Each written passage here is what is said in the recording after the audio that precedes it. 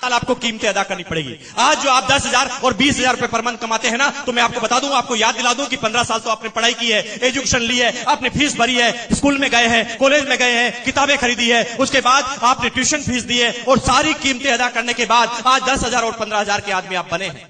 लेकिन वहां पर 15 साल की एजुकेशन आपने ली है, 15 साल आपने कीमतें अदा की है, लेकिन ये ऐसा बिजनेस है जो सिर्फ 1 साल कीमत मांगता है। 1 साल तक रेगुलर मीटिंग में आना, इस क्लासों में आना, सीखना। 1 साल तक लगातार किताबें, टेप्स, बुक्स। 1 साल तक लगातार ऑफलाइन काउंसलिंग। इन तीनों चीजों को मिलाते हैं तो बनता है सिस्टम।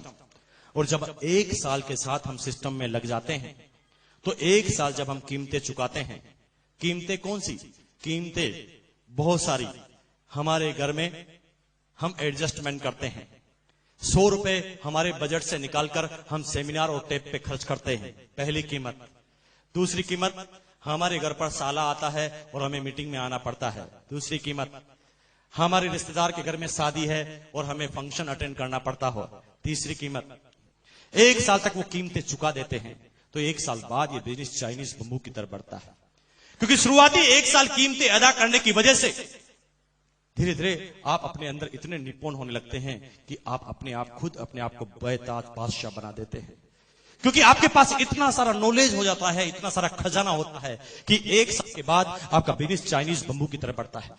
मिस्टर सतीश पंडित ने चाइनीज बंबू के बारे में बताया था कि चाइनीज बंबू को जब जमीन में लगाया जाता है तो शुरू के 30 सप्ताह में वो जमीन से